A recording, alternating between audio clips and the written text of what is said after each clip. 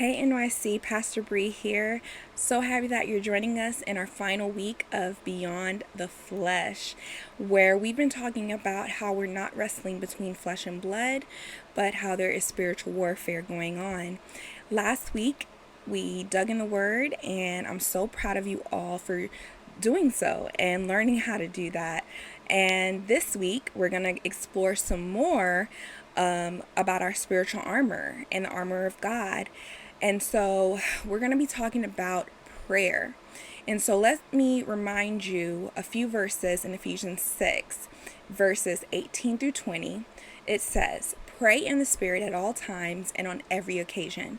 Stay alert and be persistent in your prayers for all believers everywhere. And pray for me." Now remember, this is Paul speaking. "Ask God to give me the right words so I can boldly explain God's mysterious plan that the good news is for Jews and Gentiles alike. I am in chains now, still preaching this message as God's ambassador, so pray that I will keep on speaking boldly for Him as I should." Now, simply put, especially if you're a new believer, or say you are a believer, you've been a believer for a while, but it's something about prayer that can be scary to people. And I want to remind you that prayer is communication. Simply put, prayer is communication. And from these verses, we get that we should be praying in the Spirit at all times. Now, for you, all of you, well, most of you, I guess, I don't know at this point, should be on summer break. And so unless you have restrictions by your parents at this moment, if you have a phone, you are wanting to have your phone on you all the time, right? And so you don't want to necessarily just talk to your friends, either calling or FaceTiming or texting, whatever the case may be, just in the morning when you wake up or just at night. No, you want to be able to have access to them throughout the day. And it's the exact same way when it comes to prayer. Now, say you are wanting to go somewhere for the first time. You're going to open up your GPS, like your maps on your phone, and you're going to type in where you're needing to go, right?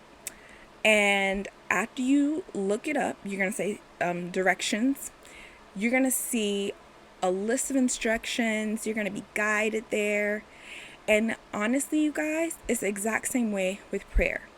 Too many times we treat prayer as a make-a-wish, and it's not. We cannot try to choose prayer as a way to where we're asking God to grant us wishes. Again, prayer is communication amongst someone that we know. God is our Father, and so it's relational.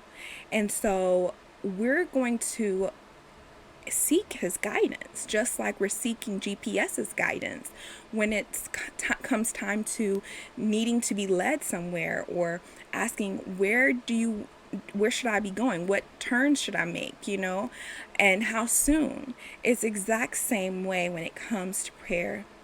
Also, one of the things that I like to use as an example as well when it comes to phones, because I love to use phone analogies when it comes to prayer. I don't know, I think it's something about that. But say you are faced with an emergency and you need to call 911. Now I hope that you won't say, "Oh, I don't have an iPhone and so I can't call 911." Or, "Oh, I don't have a Samsung Galaxy so I can't call 911." Or, "I don't have a Google Pixel and I can't call 911." No, I hope that you would just call 911. You see a phone that's available, that's working, you will call 911. And so again, it's the exact same way when it comes to prayer. It doesn't matter the packaging. What matters is that you're being authentic, you're being true, that you're going to God with your whole heart, and you're leaning on the Holy Spirit to help guide you with your words and how to communicate with God. Now, there are times that you, again, especially when you're growing your faith, where you're like, "I don't know. What exactly am I supposed to say?" Or whatever the case may be. We can have a whole series on this, but we're trying to keep it, quick and cute for you guys this week.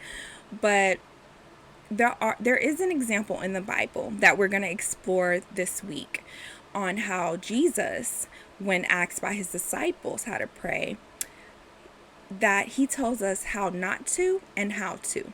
Okay? And so I hope that it helps guide you all in your growth when it comes to prayer. And so right now we're going to actually examine Matthew 6, verses 5 through 8. And this is what not to do. It says here, when you pray, don't be like the hypocrites who love to pray publicly on street corners and synagogues where everyone can see them. I'll tell you the truth. That is all the reward they will ever get. But when you pray, go away by yourself, shut the door behind you, and pray to your Father in private. Then your Father who sees everything will reward you. When you pray, don't babble on and on like the Gentiles do. They think their prayers are answered merely by repeating their words again and again. Don't be like them, for your Father knows exactly what you need even before you ask them. Now, that's a lot to unpack. Now, and it's real easy to try to take what is being said as literal. And we have to remember the context and the reasoning behind why Jesus said what he did. For example, both of those, either the whole public showy situation and the babble situation, are extremes, okay? For example, the Jewish culture, they do have midday prayer time. And so you know your routine when it's like, you just know your routine typically, right? And so the idea behind that is there are some people in their heart that want to be seen. They want you to see what they're doing, especially if they are checking off that list of prayer. And so they want to be out there in public and just show you what they got. And Jesus is like, no, be who you are in public that you are in private. It should be the same person. Be authentic, be real, you know. Same thing with the whole trying to be fancy in speech. I don't know anyone whose parents or anyone around them that just speaks like a Shakespearean person all day, every day, okay? Not today. Not in today's world, okay? And so you don't want to go to God in prayer saying all these big words that you don't even know what they mean, and they're empty and they mean nothing. No, go to God in prayer like you would go to your Father and just speak to him from your heart. And so those are examples of, again, what not to do and how not to pray. But here shortly, you're going to explore more on the how to. And I hope that it just strengthens your faith muscles, strengthens your spiritual tools, and gives you the confidence and the boldness that you need when it comes to just praying to your Father. So it is time to pray.